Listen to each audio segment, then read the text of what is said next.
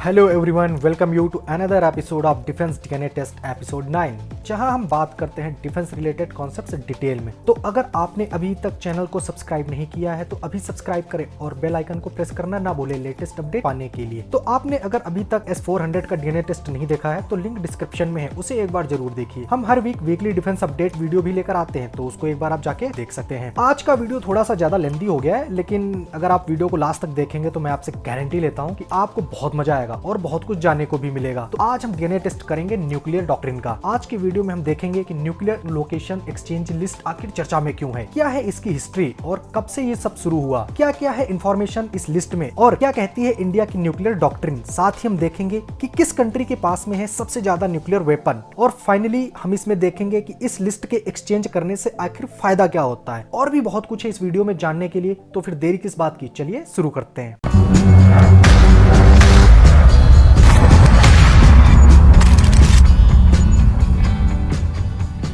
तो सबसे पहले हम देखेंगे कि न्यूज आखिर क्या है।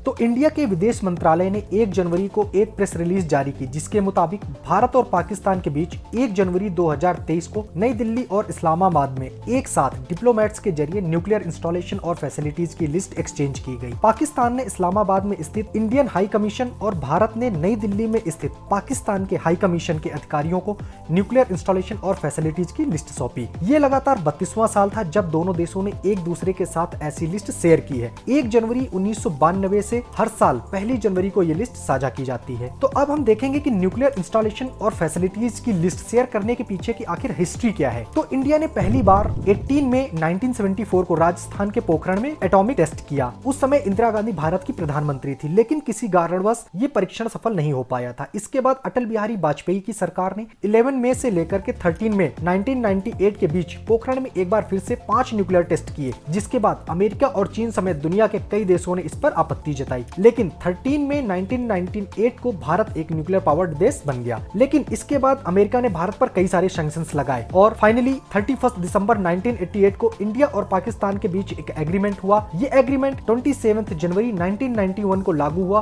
और जिसके बाद पहली बार 1 जनवरी 1992 को इंडिया और पाकिस्तान ने एक दूसरे से अपने अपने न्यूक्लियर इंस्टॉलेशन और फैसिलिटीज की लिस्ट शेयर की। अब आपको यहाँ पे एक बोनस पॉइंट बताता हूँ। भारत और पाकिस्तान के बीच न्यूक्लियर थ्रेट को लेकर भी एक ऑफिशियल ट्रीटी है। यह ट्रीटी 21 फरवरी 2007 को लागू की गई थी, जिसे पहली बार 2012 में 5 साल के लिए बढ़ाया गया और फिर अगेन इसे 2017 में 5 साल के लिए बढ़ा दिया गया। आगे बढ़ने से पहले आपसे एक रिक्वेस्ट है, अगर वीडियो पसंद नहीं आ रहा तो उसे डिसलाइक ही कर दो, लेकिन लाइक या डिसलाइक दोनों में से एक बटन प्रेस जरूर कर दो और चैनल को सब्सक्राइब कर लो। कोई तरीका है भीख मांगने का? अब कहानी तो आपको बहुत सारी बता दी, अब देखते हैं कि इस एक्सचेंज लिस्ट में आखिर क्या क्या लिखा हुआ है। इस एक्सचेंज लिस्ट में बेसिकली न्यूक्लियर एनर्जी पर चलने वाले power plants, research reactors, fuel fabrication, uranium enrichment, isotope separation के साथ साथ वो सारे इंस्टॉलेशंस जहां न्यूक्लियर फ्यूल का यूज हो रहा है या फिर रेडियो एक्टिव मटेरियल रखा है, उसकी डिटेल रहती है। इसके अलावा दोनों देशों ने अपने अपने न्यूक्लियर बेसिस की लिस्ट भी आपस में शेयर की है। इसके साथ ही इंडिया और पाकिस्तान ने एक दूसरे की जेलों में बंद सिटीजन्स और मछुआरों की लिस्ट भी एक दूसरे से शेयर की है। तो ये थी इंटायर न्यूज और उसके पीछे की हिस्ट्री। तो अच्छा, फिर इंडिया और पाकिस्तान की न्यूक्लियर डॉक्ट्रिन क्या कहती है इस मामले में, तो वो देखते हैं। तो ये तो आप सबको पता है कि इंडिया और पाकिस्तान के बीच अब तक 4 युद्ध हो चुके हैं और सीज फायर के समझौते के बावजूद गोलीबारी, सीमा पार से घुसपैठ और तस्करी की घटनाएं ये सब आम हैं। चल झूठा।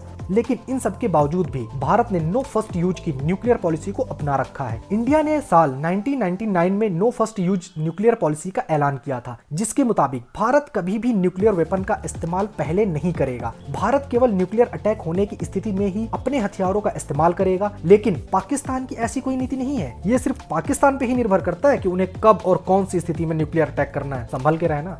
बड़ा हरामी हो बेटा। तो अब इस पॉइंट पर हमारे लिए ये जानना जरूरी हो जाता है कि दोनों देशों के पास आखिर कितने सारे न्यूक्लियर वेपन्स हैं। तो ये जान के आप हो सकता है कि शॉक हो जाएं कि हाल ही के वर्षों में पाकिस्तान ने भारत की तुलना में अधिक एटम बॉम्ब्स बनाए हैं। रिपोर्ट्स के अनुसार दुनिया में न्यूक्लियर वेपन्स का कुल उत्पादन तो कम हो गया है, लेकिन साउथ एशिया में यह बढ़ रहा है, जिसका मुख्य केंद्र पाकिस्तान है। भारत और पाकिस्तान दोनों ही धीरे धीरे अपनी न्यूक्लियर पावर में विस्तार कर रहे हैं। स्वीडन की Stockholm International Peace Research Institute ने पिछले साल अपनी एनुअल रिपोर्ट में बताया था कि पाकिस्तान में पिछले 10 वर्षों में न्यूक्लियर बॉम्ब्स की संख्या दोगुनी से अधिक हो गई है। हालांकि इसका कोई आधिकारिक आंकड़ा नहीं है, क्योंकि कोई भी देश ये नहीं बताता है कि उसके पास कितने न्यूक्लियर बॉम्ब्स हैं। रिपोर्ट्स के अनुसार वर्ष 2009 में भारत के पास 60 to 70 एटम बम्स थे, जबकि पाकिस्तान के पास लगभग 60 परमाणु बम थे। लेकिन 10 वर्षों के दौरान दोनों देशों ने अपनी परमाणु बमों की संख्या दोगुने से अधिक कर ली है। फेडरेशन ऑफ अमेरिकन साइंटिस्ट की रिपोर्ट का अनुमान है कि दुनिया में सबसे ज्यादा परमाणु हथियार अमेरिका और रूस के पास है। चीन के पास लगभग 350, भारत के पास 160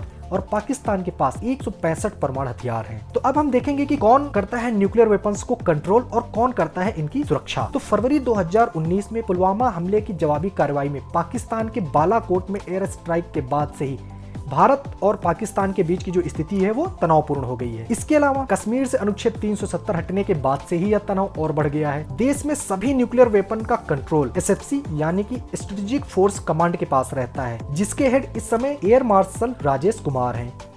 इसके साथ ही आपको बता दें कि परमाणु ठिकानों की सुरक्षा के लिए हजारों सुरक्षा बल हमेशा तैनात रहते हैं और साथ ही कई नई तकनीक भी ऐसे स्थानों की सुरक्षा में शामिल की गई है, जिससे कि हादसों की, एक्सीडेंट्स की, इंसिडेंट्स की गुंजाइश ना रहे। तो अब हम फाइनली ये देखेंगे कि परमाणु ठिकानों की लिस्ट शेयर करने से आखिर फायदा क्या है, बेनिफिट क्या है। तो इस एग्रीमेंट का असली मकसद यह है कि कोई भी देश एक दूसरे के न्यूक्लियर इंस्टॉलेशन और फैसिलिटीज पर स्ट्राइक नहीं करेगा और ना ही नुकसान पहुंचाने के मकसद से हमला करेगा। दोनों देशों में यह समझौता न्यूक्लियर वेपन से जुड़े हादसों के खतरों को कम करने के लिए किया गया है। इस समझौते के तहत दोनों देश अपने क्षेत्र में न्यूक्लियर वेपन से संबंधित कोई भी इंसिडेंट होने पर एक दूसरे को इन्फॉर्म करेंगे। तो आज की वीडियो में बस इतना ही। वीडियो को लाइक या डिसलाइक जैसा आपको सही लगे वैसा कर दे। वीडियो को फ्रेंड्स के साथ शेयर भी जरूर कर दे, सो दैट वो भी डीएनए टेस्ट का मजा ले सके। और अगर आप किसी टॉपिक का डीएनए टेस्ट करवाना चाहते हैं तो कमेंट में जरूर लिखें। मिलते हैं अगले वीडियो में, तब तक के लिए bye bye, tata, goodbye. Music